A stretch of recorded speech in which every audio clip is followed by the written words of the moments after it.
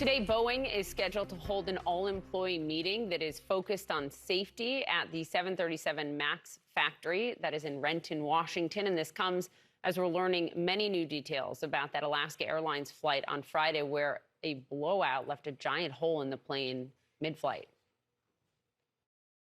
Flight attendants mentioned that the communications was so poor that they felt like they really needed guidance and information. We found today that the cockpit door is designed to open during rapid decompression. It is designed to open during rapid decompression.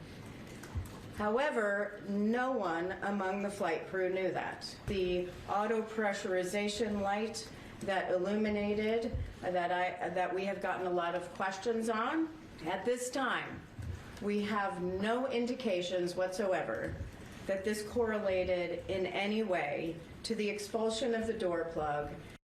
That was Jennifer Hominy, the head of the NTSB, and now Alaska Airlines says that initial reports from technicians indicate loose hardware was visible on some of their planes. United Airlines also looking at their MAX planes and found some loose bolts on those 737 MAX 9 door plugs. Pete Montine following all of this. It leaves me speechless that they're looking at all these planes where this hasn't happened, and yet there are loose bolts that indicate that it could have happened there as well. Yeah, and it's a big smoking gun here, Poppy. These major developments overnight about this door plug, which is where this investigation is focusing. That's a door on the Boeing 737 MAX 9, visible from the outside, normal window, wall, and seats on the inside. Alaska Airlines has been prepping its planes to comply with the checks that have been ordered by the FAA, and Alaska now says its mechanics have found hardware that was loose. The other airline that operates these planes, as you mentioned, is United Airlines, and United announced yesterday that it found loose door plug bolts on some of its MAX 9s. This is huge. These two announcements combined are a significant data point for investigators. And the bolts are really critical to the design of the MAX 9 door plug. 4 bolts, 12 stops, and without the bolts, the door can essentially wiggle free of the stops. Now, the NTSB has recovered the door in question. They've now inspected it, and they can now tell that the door shot off and up like a rocket. But investigators say they are now looking for the bolts that would have held the door in place. Listen. The exam to date has shown that the door, in fact, did translate upward.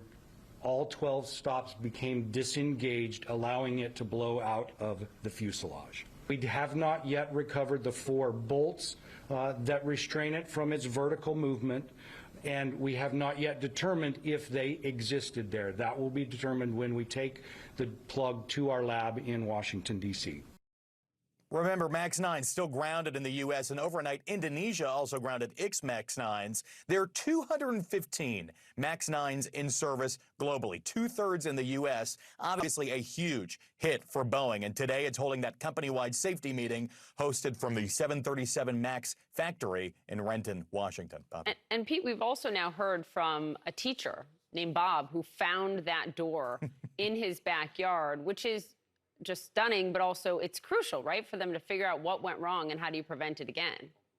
A lot of clues here. Backyard Bob. Bob Sauer teaches physics, really the hero of this latest chapter of this investigation, maybe the best physics lesson ever.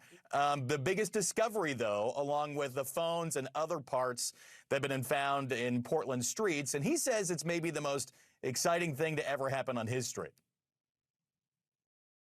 I saw in the flashlight light that there was something gleaming back there, which shouldn't have been there. Oh, that's curious. So I went back to look at it, and it turned out to be the door. This is the most exciting thing that's ever happened on the street. I spoke to NTSB Chair Jennifer Hominy about this discovery. She says she wants to go to the school where Bob teaches physics.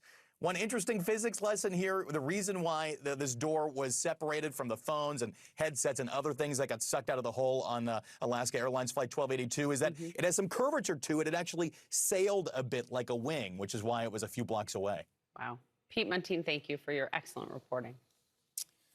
And joining us now is Ed Pearson. He was a senior manager at the Boeing 737 factory and warned about problems on the 737 MAX production line before two fatal crashes, one in Indonesia in 2018, the other in Ethiopia in 2019. Those two crashes killing a total of 346 people. Now, Ed shared his story with Congress in 2019.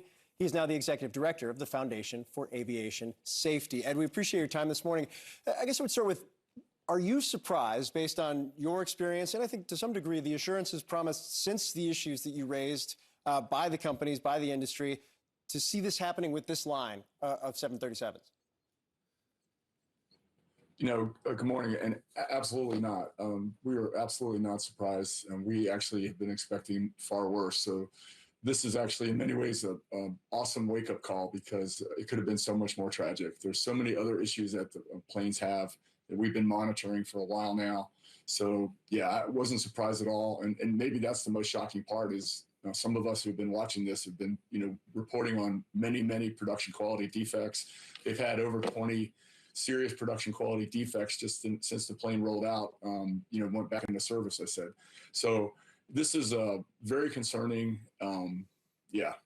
Were the specific issues, when you talk about the issues that you have seen and concerns that you have raised, were the issues that appear to have happened in this case issues that you had raised, seen, or been aware of before this happened? Yes. I mean, this, when you talk about loose bolts on an airplane, that's obviously not a good thing. We had many, many problems with when we put a plane through the assembly line. There's a lot of people that are working on that plane, and those employees are rushed.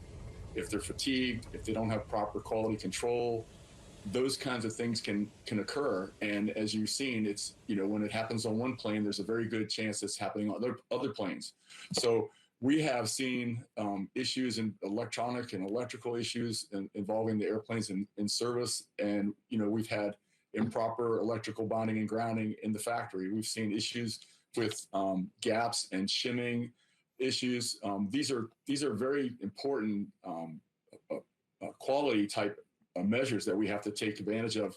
And what's happening is there's this just urge to get these airplanes out the door. So employees are, all the variables that were in place, I guess what I'm saying, all the variables that were in place in 2018, 2019, before those crashes are still there, and they're rearing their ugly head again. And we've seen this in safety reports.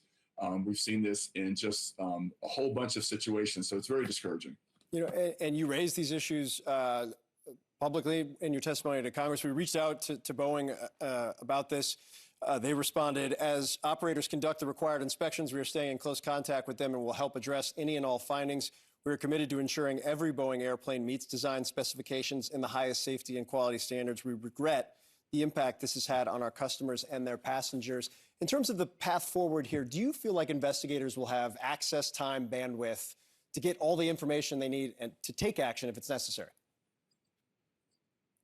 Those words that you just read there, those are typical, the kind of typical safety statements that you hear from the Boeing company. And unfortunately, the proof is in the pudding. So we had a United flight just within a month or so ago that had 37,000 feet. They lost an engine. They had an engine failure. That plane had 40 hours on it. We had a Southwest Airlines plane that took off out of Phoenix earlier in the year or last year, and that plane lost electrical power as soon as it took off. That plane was delivered the night before by Boeing. So, there's a lot of, nice safety statements that can be made, but when it gets down to it, if you have employees that are pressured to get their jobs done and you have issues, the company removed quality control inspections, if you can believe that.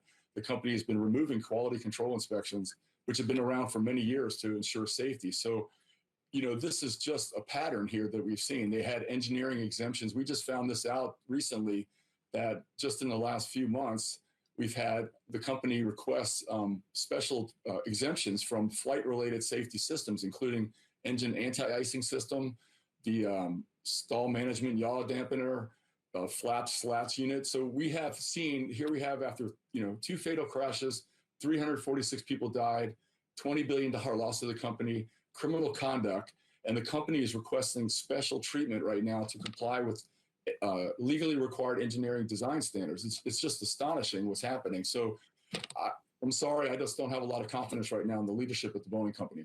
Well, you certainly have a history of raising these concerns over the course of the last several years. We'll keep in touch with Boeing as well. If they want to have anybody on the show, we'd love to talk to them. Ed Pearson, we appreciate your time. Thank you.